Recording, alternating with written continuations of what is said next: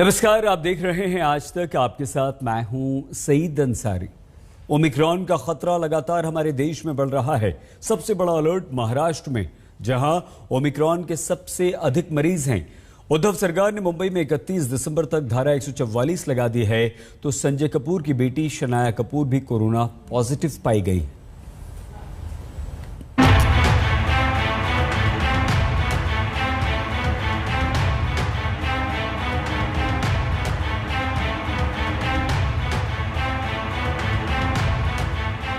Corona virus ने एक बार फिर बॉलीवुड को दहशत में डाल दिया है। ये एक्टर संजय कपूर का घर है, जहां आज सुबह बीएमसी की टीम पहुंची और सैनिटाइजेशन में जुट गई।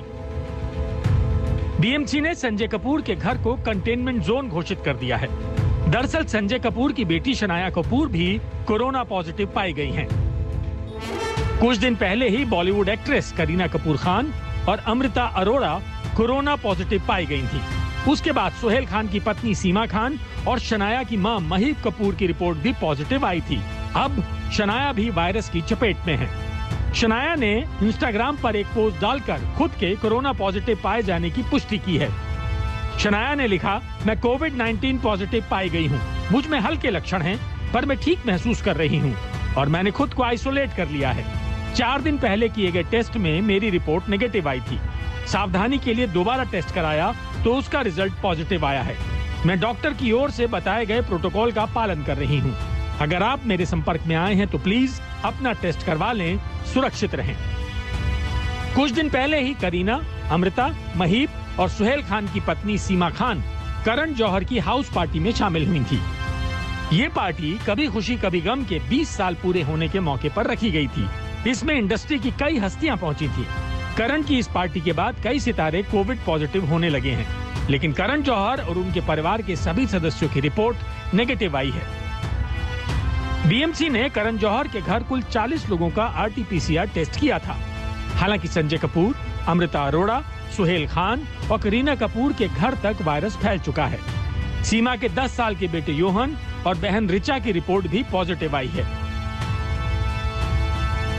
ये 3 तस्वीरें बता रही हैं कि कोरोना ने कैसे बॉलीवुड में हड़कंप मचा रखा है। करीना कपूर के बाद उनकी मेड भी पॉजिटिव पाई गई है। वहीं बीएमसी ने अमृता अरोड़ा का फ्लैट सील कर उनके घर के सभी सदस्यों का टेस्ट करवाया था और अब शनाया कपूर के पॉजिटिव पाए जाने के बाद बीएमसी की टीम उनके घर पहुंची है। सारे मामले बीएमसी की ओर से की गई कॉन्ट्रैक्ट ट्रेसिंग से सामने आ रहे हैं।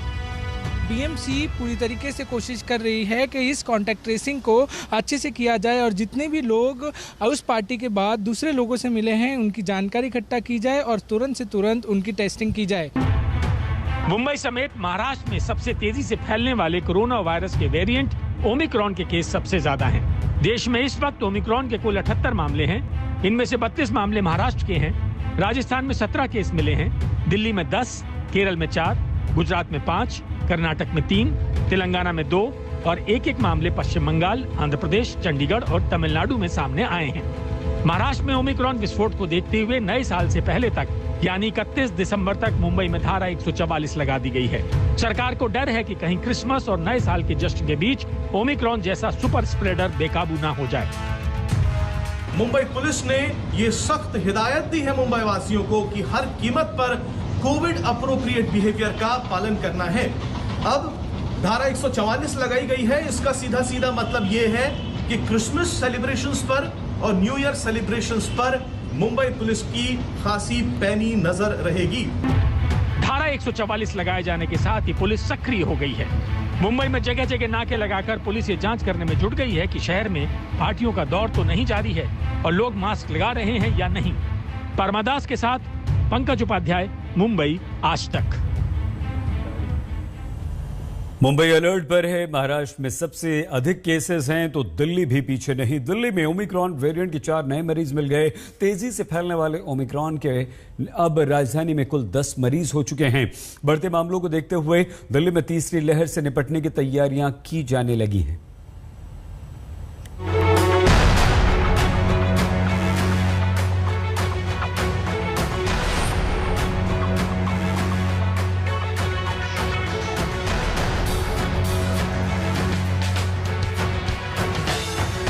देश में कोरोना वायरस के सुपर स्प्रेड वेरिएंट ओमिक्रॉन के मामले लगातार बढ़ते जा रहे हैं।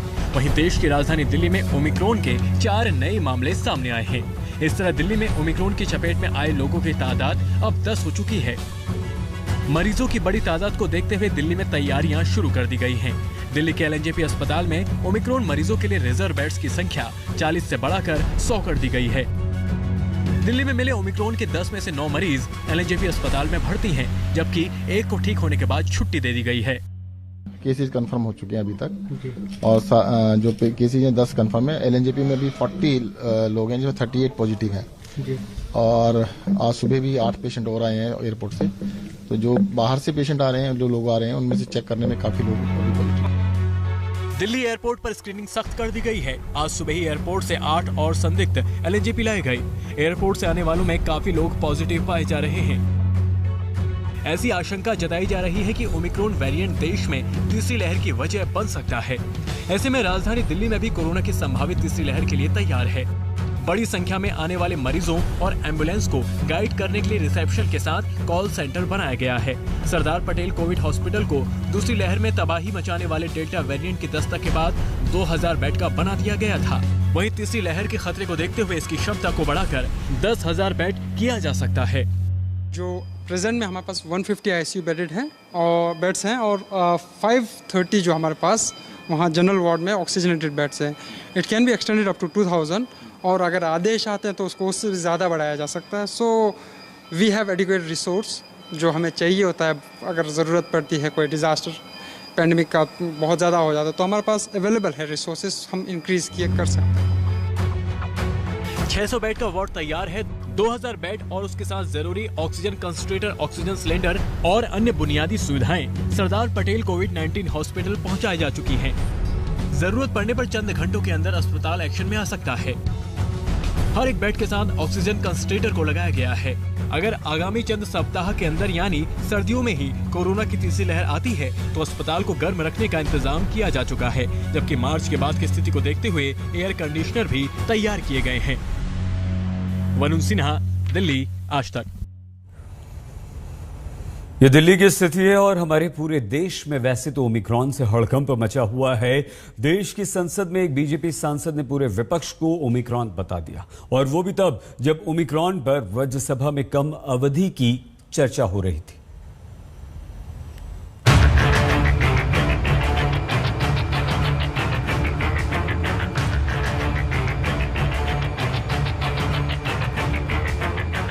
ओमिक्रॉन से पूरी दुनिया डरी हुई है, मगर देश की संसद में ठहाके लग रहे हैं। ओमिक्रॉन के नाम पर हंसी मजाक चल रहा है। मंगलवार को राज्यसभा में शॉर्ट ड्यूरेशन डिस्कशन के दौरान ओमिक्रॉन पर चर्चा हुई। पहले स्पीकर के तौर पर बीजेपी सांसद शिव प्रताप शुक्ल खड़े हुए। इस बीच विपक्ष हंगामा करता रहा। तो सुनिए इस हंगामे को लेकर शिव प्रताप शुक्ल ने क्या कहा। हम सब ओमिक्रॉन पर चर्चा कर रहे हैं और हमारे सामने ही ओमिक्रॉन खड़ा है।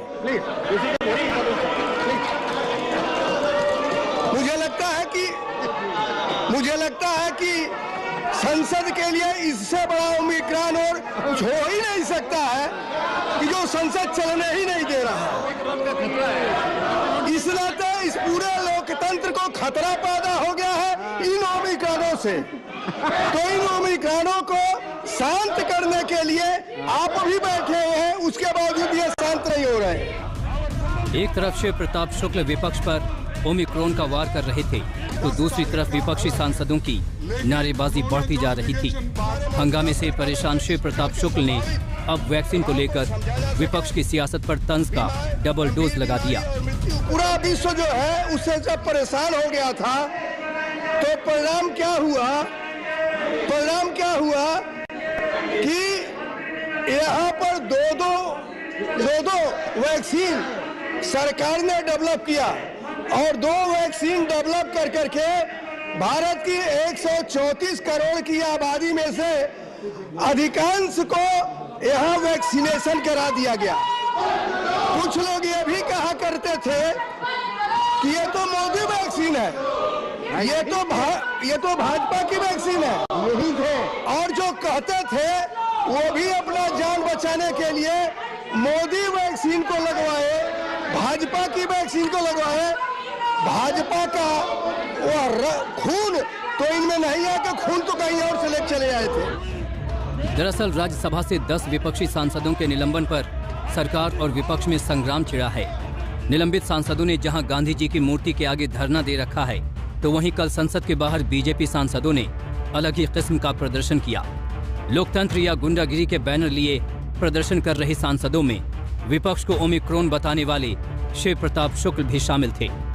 पीठ के अपमान के नाते पीठ ने उनको निलंबित करने का काम किया है। तो ऐसी स्थिति में हम उनको चेताना चाहते हैं, भारत की जनता को यह बताना चाहते हैं कि हमेशा नकारात्मक रवैया लेकर के विपक्ष जो है केवल देश को गुमराह कर रहा है, अपने पार्टी को गुमराह कर रहा है और संसद को बदनाम करने का काम कर रहा है। संसद में विपक्ष को तंज की भाषा में ओमिक्रॉन बताना अपनी जगह है, मगर वास्तविकता में वायरस के इस सुपर स्प्रेडर वेरिएंट को मजाक में नहीं लिया जा सकता है। आज तक ब्यूरो। ये हमारे देश की बात हुई, राजनीति में भी ओमिक्रॉन आया, लेकिन विदेश में ब्रिटेन में बुधवार को ओमिक्रॉन ने सारे रिकॉर्ड तोड़ दिए। एक ही दिन में 78,610 नए केसेस आ गए। इतनी ज्यादा केसेस 12 महीने बाद सामने आए। ब्रिटेन के प्रधानमंत्री बोरिस जॉनसन ने साफ चेतावनी दी है कि ओमिक्रॉन के मामले अब दोगुनी रफ्तार से बढ़ रहे हैं और उन्होंने बूस्टर डोज बढ़ाने पर अब जोर दिया। अगर अमेरिका की बात की जाए तो अमेरिका में एक ही दिन में केस दोगुने हो गए। चिंता की बात यह भी है कि अमेरिका में ओमिक्रॉन की चपेट में आने वाले ज्यादातर लोग वैक्सीन की दोनों डोज ले चुके हैं। बहुत छोटे से ब्रेक के लिए हम रुक रहे हैं, आप देखते रहिए आज तक।